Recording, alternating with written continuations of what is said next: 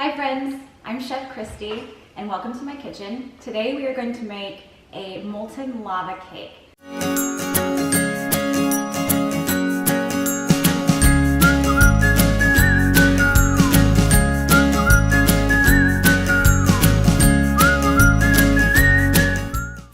Now, if you've never had the pleasure of having a molten lava cake, you're going to be in for a treat. It's so delicious, it's so decadent, and it's actually really easy to make with only a few ingredients. I'd say your time in the kitchen might be anywhere between 25, maybe 45 minutes max from start to finish. And what a lava cake is, it's basically what it sounds like. So the inside of the cake will be a little bit undercooked, if you will, and will just flow like lava when you cut into it. It's so delicious. So let's get started. So in my bowl here, I have 6 ounces of bittersweet chocolate, and I'm using the Ghirardelli 60% cacao. Whatever brand you prefer, that's fine. I will say that if you do use chocolate chips, which you can, they have a higher wax content, so your end result might have a different crumb layer to it, but otherwise it's totally fine to use that too. So I'm gonna put that aside. So I have that, and then I have about 3/4 of an inch of water in this pot. And what we're essentially doing is we're making a double boiler.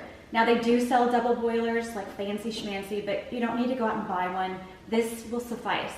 So what you're gonna do is you're going to put it on your burner and you're going to basically just melt that chocolate with an addition of 1 stick of unsalted butter.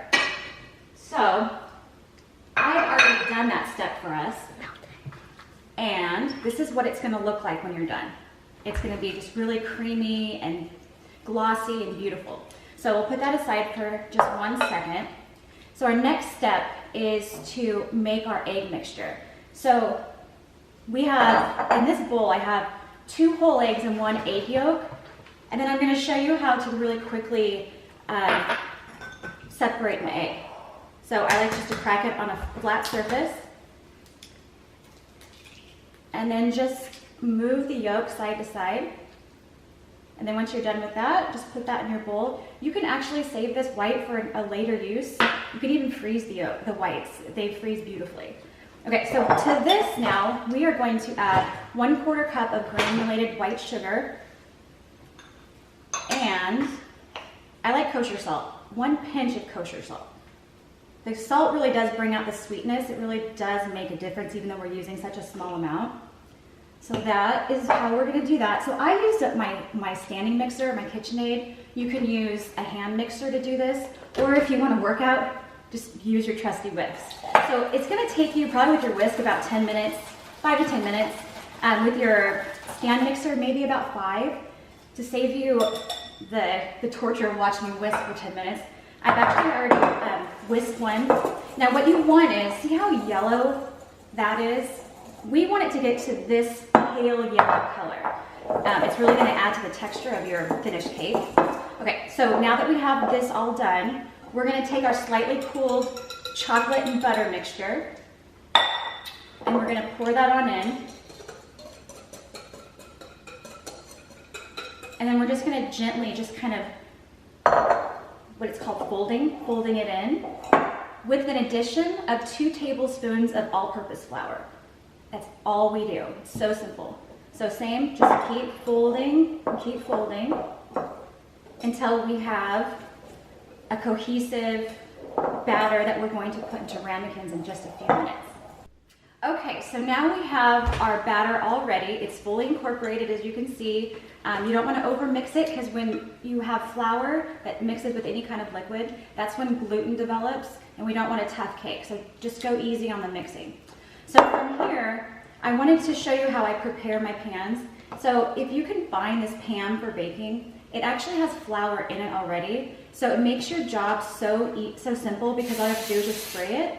But if you don't, you can just use a regular pan or any kind of spray, or even just use butter and just rub it around, and then do the whole flour method. So just put like a teaspoon or so of flour, and then you're just going to shake it around like this, so it coats all of your ramekin. And by the way, these are 6-ounce ramekins. This recipe is going to make 4 6-ounce servings, so 4 6-ounce ramekins, and it's a pretty generous size. Let me tell you, that's very rich.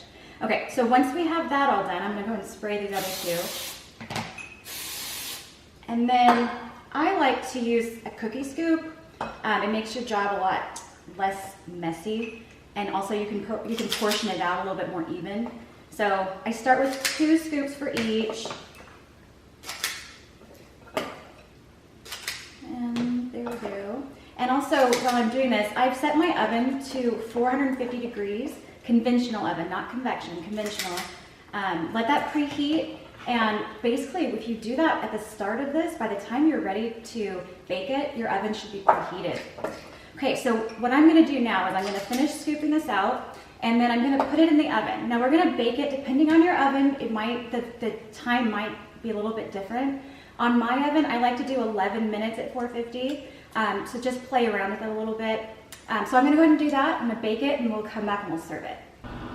So now we have our baked molten lava cakes, and so I just pulled one out here to show you. What we're gonna do is we're going to invert it on our plate, but I did wanna mention to you that you can actually do this ahead of time. Do everything except for baking it, put it in your refrigerator, and about an hour or so before you're ready to serve it, take it out of your refrigerator, let it come to room temperature, and then just put it in your oven at 450. It works perfect. Okay, so now we're gonna invert. So what that means is we're just gonna tip our plate over, and it's very hot, so be careful. You wanna use a towel for this. My hands are like, they call it asbestos hands. I don't feel anything anymore. Wait about 10 seconds. It'll release from the bottom of the ramekin that we've used. And there you have your molten chocolate cake.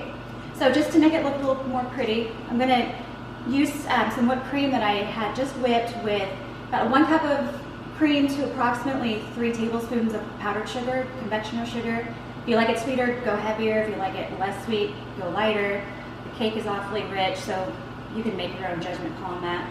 So I'm just gonna put a swirl of our whipped cream there. And then I like fresh raspberries with this. It's such a rich dish that the acid and just the fruit flavor kind of just cuts through all of that. So just however you want. And then if we did everything right, we will have a molten chocolate center, which we do. So that's what you want to see. And if you like it a little bit more firm, then just go a little bit longer in the oven. I really hope you guys try this. I hope you all are healthy and happy. Take care.